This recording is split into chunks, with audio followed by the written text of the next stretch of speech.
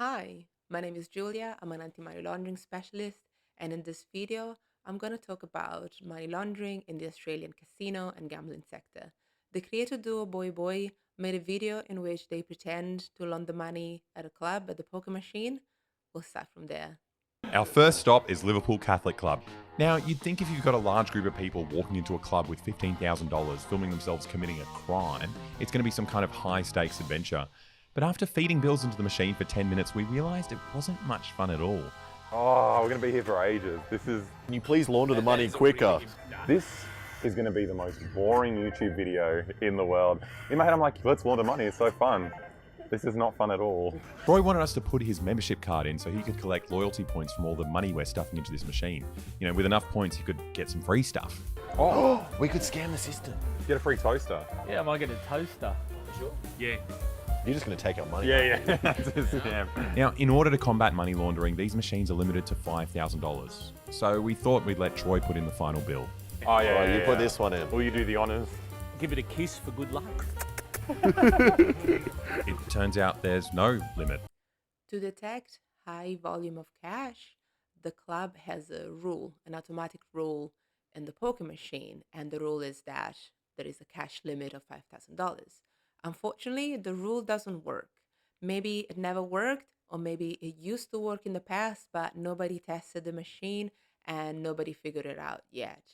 A well-functioning anti-money laundering system require to have routine, frequent internal testing to make sure that all the rules work and function as expected. It became pretty obvious that the staff wasn't going to intervene. The only thing that could stop us now is the machine running out of space. And we did it. The tray for $50 bills was clogged up. No.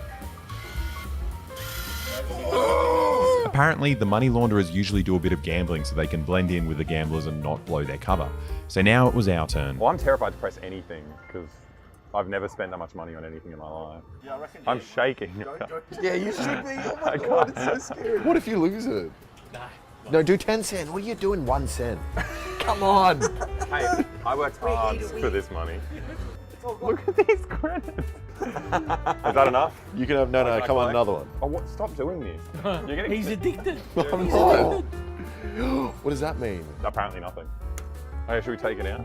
Yeah, this is boring. Yeah, I feel like putting the money in was more fun. Take win. Oh, there's no money on that machine.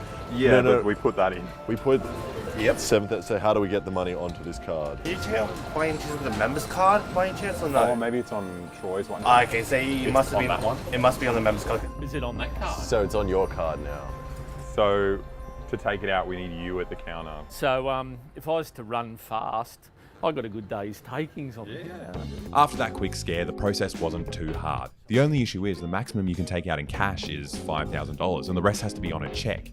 And since it was on Troy's card, the check has to be in his name. But we got our money cleaned in the end and we might have lost like $2,500 depending on how much we trust this shifty whistleblower.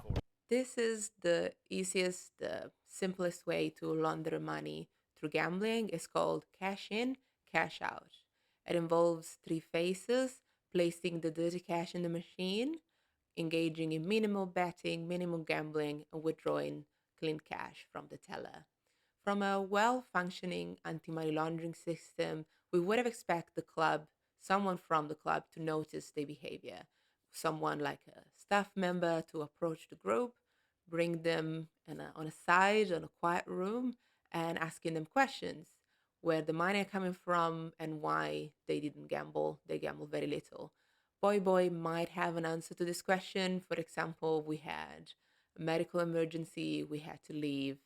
And after the question and after this conversation, the club staff member would ask the group to give them their IDs, like their passport or their driver's license, and they will run some checks on them. Even a simple open internet search of the name to see if any adverse media comes up. After the checks, 2 things can happen. The club is satisfied with the answer and just release the money, let them go, but write a note in the system to say that these people, they've been identified, they came in and this is what happened. And if in the future they come back and they try something similar, then they will know. They will have a record that this has happened already, and they wouldn't let them go so easily. The other option is that the club is not satisfied with the explanation and they are suspicious of the group. They will still let them go. They will still give them the money back because only police or custom can seize someone asset. And after they leave, the anti-money laundering compliance officer would send a report, a suspicious matter report, to the Australian Transaction Report and Analysis Centre, AUSTRAC, which is the regulator for anti-money laundering in Australia. If we wanted the staff to pay attention to the crimes we were committing, we'd have to look like actual criminals. Where do I even put the cash? There's no pockets. It doesn't even look like Yeah. We also decided to change venues as we got a tip off from one of the workers that the managers realised Geordies and Troy were filming a prank in their club. So we moved to Bankstown Sports Club. You got so much more money than the machine than everyone else. Not suspicious though, no. This is just normal behaviour at the casino. We decided not to waste any time by trying to gamble and fit in because I obviously wasn't fitting in. This place is much easier to launder money in. You didn't even need to put in a card. Well, that was very easy. This is a very simple way to transport money and to pass it to someone else. A lot of money in cash takes space and can raise red flags, but a little piece of paper like the winning ticket, small, can be hidden easily. A person can get a bunch of those winning tickets and get them with them in the wallet and in the pocket and be undetected. Also, as you can see, the ticket is blank. A person could put any name on it and pass the value that it's in the ticket to someone else. We saw a few minutes ago that they got like $2,000 in a check in the name of Troy, so only Troy could cash the check. With a blank ticket, it doesn't matter. Let's say I was a criminal, I could get one of those tickets with a $5,000 value and give it to my criminal associate or someone else whom I own money to, and they'll be able to get clean cash out of the teller. Also, this is a good way to launder money. Australian police have charged several individuals for allegedly approaching winners at the poker machine and offering them cash to buy the winning ticket. The criminal will pay the winning ticket with dirty cash and then withdraw clean cash from the teller. And the winner will be happy, will want to do this transaction because the criminal will offer them more of the value of their win, so they will get more money out of their win. Boy video shows how easy it is to launder money through poker machine, but Australia, like many other countries in the world, have anti-money laundering legislation to prevent money laundering from happening. So this raised the question, what are Australian anti-money laundering laws and how the gambling sector fails to comply with these laws? Money laundering is the process under which criminals clean the dirty money and put it back into society. To do so, they use financial institutions and other businesses that manage clients' funds, clients' money.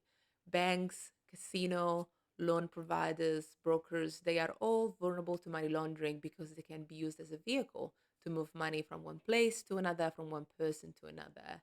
To fight money laundering, the international community have developed anti-money laundering standards, and in turn, these standards have been applied to the domestic level by countries that have passed legislation on anti-money laundering. In Australia, anti-money laundering standards are enshrined in the Anti-Money Laundering and Counter-Terrorism Financing Act 2006, which we're going to be called for this video AML Act. Casinos and gambling services provider, like the clubs that we saw in the Boy video, must comply with the AML Act. They need to identify their money laundering risks, and they need to develop policies, procedures, and controls to mitigate those risks. At a minimum, casinos and clubs must verify the identity of customers that transact more than $10,000 and the identity of customers that join a membership plan, because the membership plan in practice involves opening a deposit account for the customer. Like we saw before, Troy had that membership card, something like that. Identify a customer, verifying the identity of a customer involves, in a general sense, getting the customer identity document like a passport or a driver's license, and this process is called customer due diligence.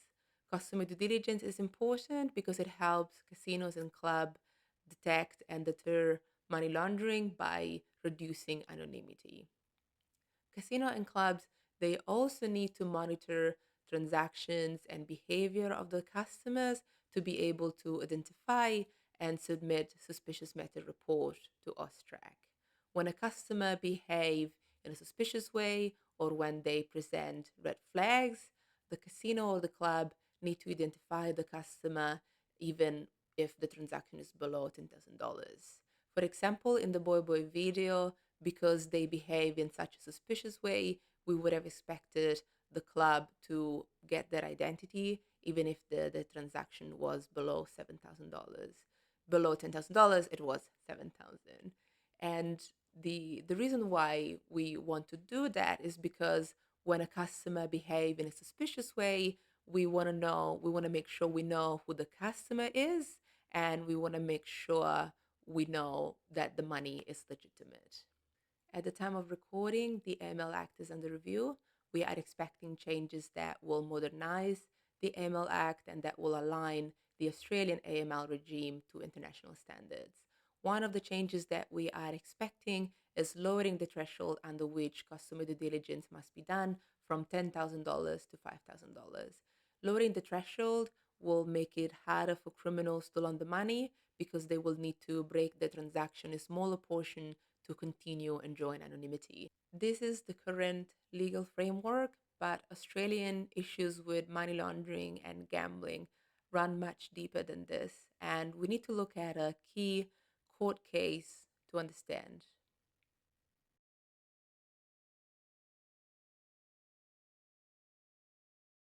In July 2023, the Federal Court of Australia ordered Crown Resort to pay $450 million for breaches of the AML Act that occurred in the period between 2015 and 2022.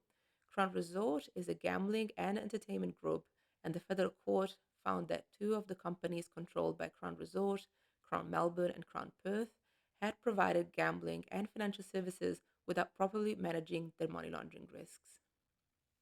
The federal court found that Crown Resort failed to monitor over 500 customers, including one customer that Crown Resort allowed to gamble in its casinos for years without applying proper customer due diligence and transaction monitoring procedures, despite knowing that the customer was convicted for drug trafficking.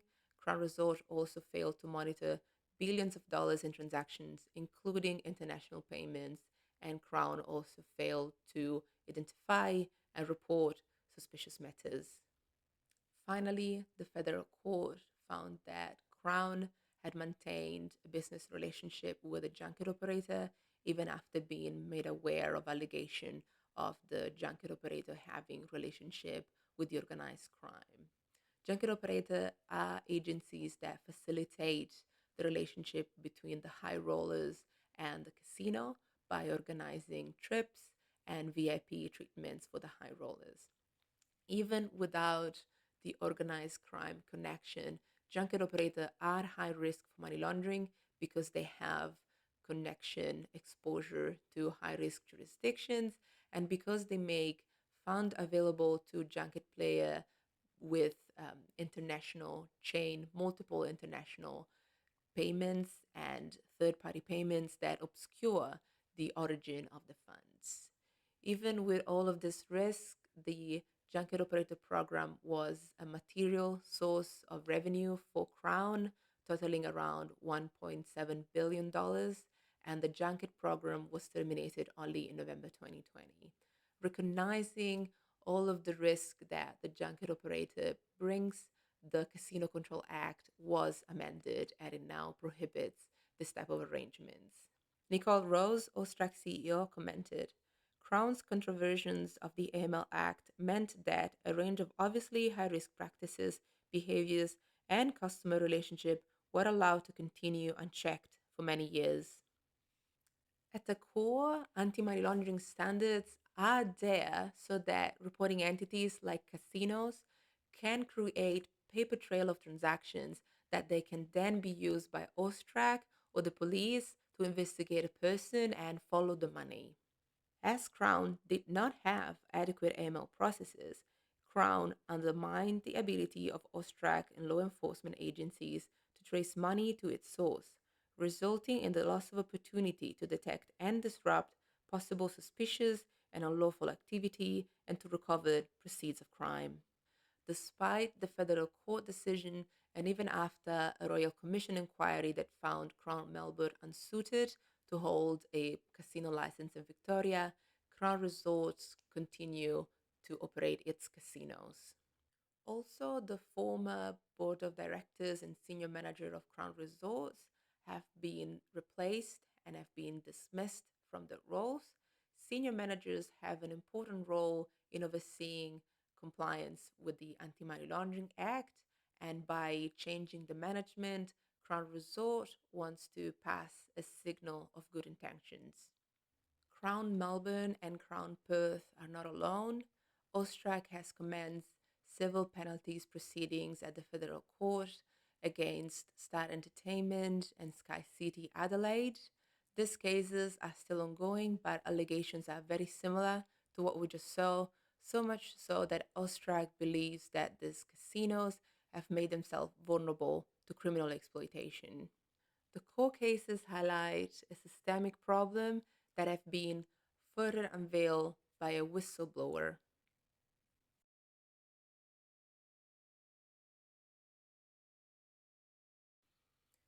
Lobby groups and industry stakeholders have been dragging their feet when it comes to anti-money laundering compliance.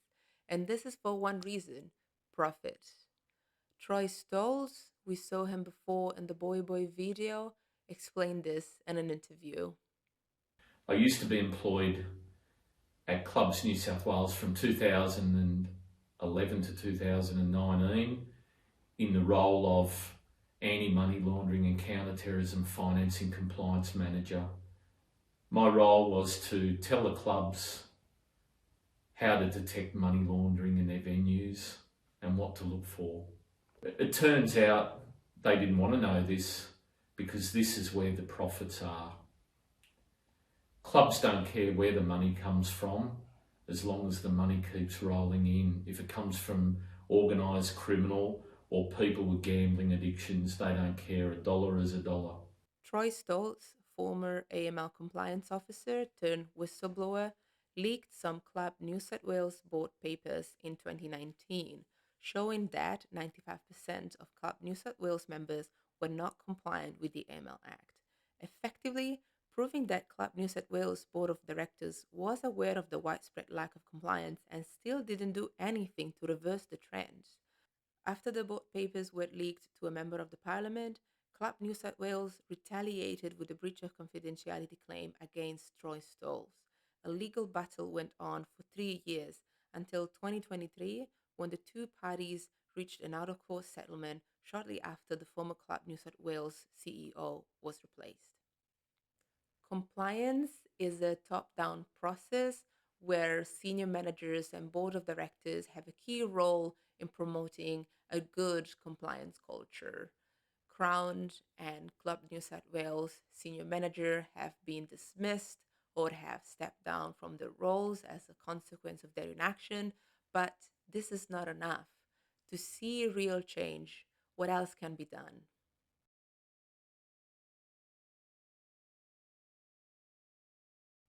There are a few things that Australia can do to improve its relationship with gambling and casino.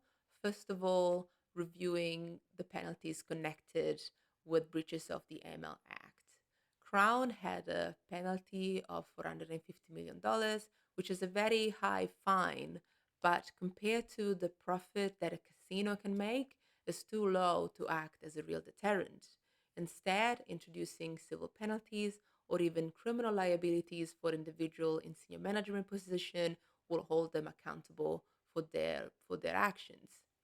This is not too far-fetched, considering that comparable jurisdictions, for example New Zealand, contemplates fine or even prison terms for individuals in breach of the AML Act.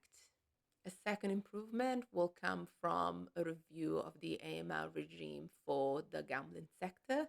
We saw earlier in the video how we are expecting a legal change at the federal level with a modernization of the AML Act and with some changes specific to the gambling sector, for example, lowering the threshold under which customer due diligence must be conducted from $10,000 to $5,000. More clarities on the rule will make it easier for clubs and casinos to comply, and lower thresholds will make it harder for criminals to launder money. But states don't need to wait for amendments to the AML Act. They can take action for the best interests of the citizens. For example, in April 2024, Queensland implemented legislation that limits the cash gambling in the state's casinos. The Queensland Attorney General said the casino will be restricted to accepting a certain amount of cash from a person for gambling related transactions in a 24-hour period. The cash limit will be set through regulation, but it's likely to be about $1,000. Another way to reduce money laundering at the poker machine will be introducing mandatory cashless gambling, which will require a casino or a club to identify a customer with their passport or with their driver's license before being able to open a membership card for them, which in practice will work like a deposit account because the customer will need to preload the card before being able to swipe the card and gamble at the poker machine.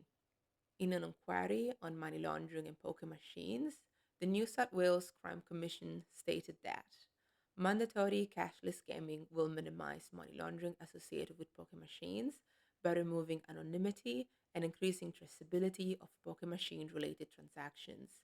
This will enable law enforcement to identify and respond to money laundering and will improve data analytics around gambling and money laundering.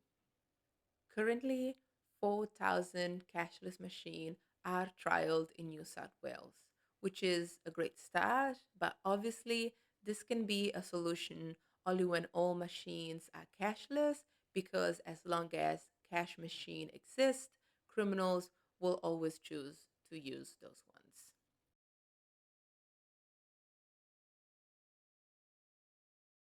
Billions of dollars are laundered every year through casinos and clubs. Failing to prevent money laundering is detrimental for the whole society. When criminals can successfully launder money, they can reinvest in their criminal activities, gaining more and more capacity to commit crimes, or they can invest in legal businesses, creating an unfair competitive advantage for themselves. The gambling sector must comply with the AML Act, but anti-money laundering legislations are useless if casino and clubs don't comply with them. We saw the systemic failure of Crown Resorts at the federal court case and similar failure on the part of Star Entertainment, Sky City Adelaide, and Club New South Wales. The lack of compliance comes from the top. Senior managers and directors have a crucial role in overseeing anti-money laundering compliance. But when profit take precedence over security, safety, and compliance, criminals always win. Criminals are customers and they bring a lot of money to the gambling sector, money that the sector doesn't want to give up. The federal court has given a strong signal to the gambling sector with the $450 million fine to Crown Resort, and many senior managers have stepped down or have been removed from their roles. These are all pointing to the right direction, but much more can be done. In my opinion, some solutions will include introducing civil penalties or even criminal liabilities for individuals in senior management roles, lowering the threshold under which customer due diligence must be done to $5,000 or even $1,000, and introducing mandatory cashless gaming at the poker machine. The solutions are not too far out of reach. They are implemented in other countries and they will bring Australia up to speed with international standards.